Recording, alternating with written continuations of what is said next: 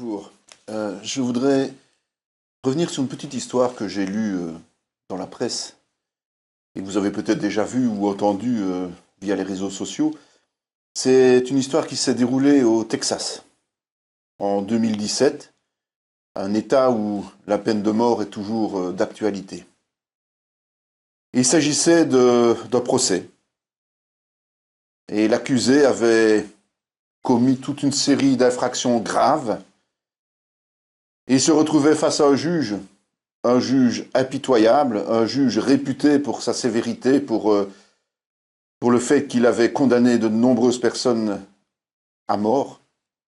Et évidemment, ce juge n'a pas hésité un instant au vu des charges qui pesaient sur l'accusé, de le condamner à la peine de mort. Mettez-vous à la place de celui qui entend ce verdict. L'accusé, le condamné, se lamentait. Il ne savait plus que dire, que faire.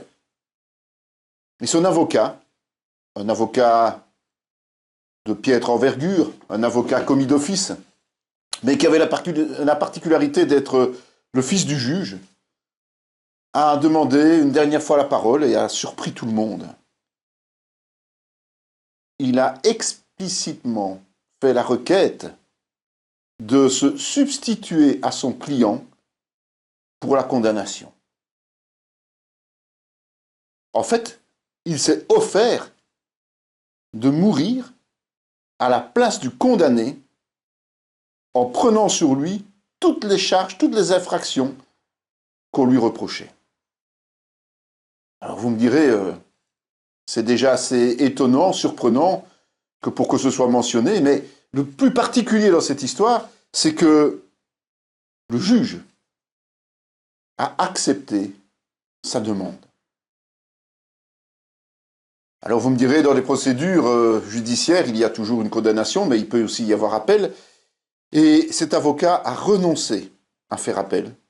Et quelques mois plus tard, après être passé par le couloir de la mort, il a été exécuté. Alors vous imaginez le coupable, le condamné de départ, celui qui devait mourir. Il a pris conscience qu'il ne méritait pas une telle largesse, évidemment, ça coule de source. Il a demandé pardon au juge, il a demandé pardon aux victimes, et il a été libéré, et rien n'est apparu, rien n'a été notifié sur son casier judiciaire. Pour sa part, il a changé totalement de vie, il s'est mis au service de la communauté, et avec un altruisme que personne ne lui connaissait, évidemment, mais ce qu'il a cherché surtout, c'est imiter celui qui est devenu son modèle, c'est-à-dire cet avocat qui a pris sa place. Alors c'est une belle histoire, hein. C'est trop beau pour être vrai, ça c'est certain. Mais c'est vrai que j'avoue que j'ai un peu modifié certains détails. L'histoire est vraie, elle s'est bien passée, mais pas au Texas, pas en 2017. C'est une histoire qui a eu lieu dans ce qu'on appelle aujourd'hui la Palestine. Et ça s'est passé vers l'an 30. Il n'a pas été relaté dans la presse, c'est vrai, parce qu'à l'époque, il n'y avait pas la presse, mais il a été relaté dans des écrits qui s'appellent les évangiles. Alors, attention, je sais que beaucoup d'entre vous vont se dire, oui, qu'est-ce qu'il va encore raconter, on va couper, on arrête. Non, je vous en prie, si cette première partie vous a intéressé, ne laissez pas tomber, allez jusqu'au bout, ça ne va prendre que quelques minutes au total, et écoutez simplement, et puis vous pourrez vous faire votre opinion, vous pourrez rire de cette histoire, vous pourrez réfléchir à cette histoire, vous pourrez peut-être être touché par cette histoire. La Bible nous dit que le péché, c'est la transgression de la loi. Le péché est le fait de ne pas respecter la loi évidemment que Dieu a édictée. Elle dit aussi, cette Bible, que ce que l'on mérite si on commet un péché, si on transgresse la loi, c'est la mort.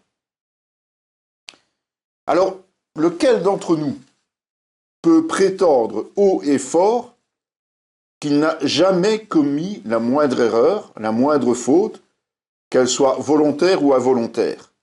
En réalité, chacun d'entre nous, s'il est honnête, doit bien reconnaître qu'il ne respecte pas pleinement toutes les règles qui lui sont imposées, même les règles de nos codes pénaux aujourd'hui sur cette terre.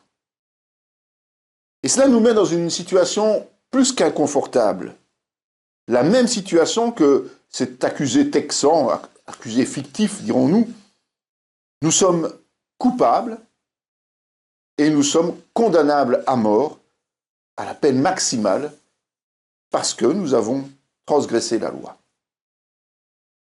Pourtant, Dieu a prévu une alternative. En fait, son Fils, Jésus, qui est notre avocat, a volontairement pris notre place en étant crucifié sur la croix, et cela en compensation pour toutes nos fautes. Il s'est substitué à nous dans cette condamnation. Alors, quand nous prenons conscience de ce sacrifice, c'est une substitution imméritée, soyons clairs. La plupart d'entre nous ne peuvent pas rester insensibles à cela. On ne peut que culpabiliser et comme ce Texan, demander pardon. Et pendant ce temps-là, pendant que nous culpabilisons, nous savons aussi que Dieu a ressuscité Jésus et que Jésus est bien vivant dans le ciel à ses côtés. Alors, cette histoire fait que, aujourd'hui, Dieu nous invite à croire en Jésus-Christ, qui est mort et ressuscité, pour que nos fautes soient pardonnées. Et que, ainsi, nous soyons définitivement sauvés, comme le dit autrement la parole, que nous ayons la vie éternelle.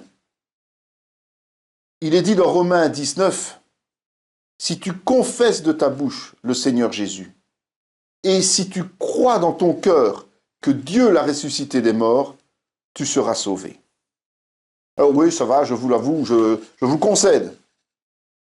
Une telle simplicité, cela peut paraître irréaliste et ça peut même être risible.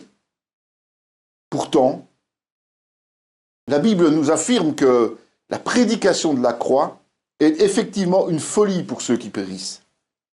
Mais pour nous qui sommes sauvés, elle est la puissance de Dieu. Et elle dit aussi que, puisque le monde, avec sa sagesse, n'a point connu Dieu, dans la sagesse de Dieu, il a plu à Dieu de sauver le monde, de sauver les croyants, par la folie de la prédication. Alors, c'est un fait, on ne peut pas vous imposer la foi.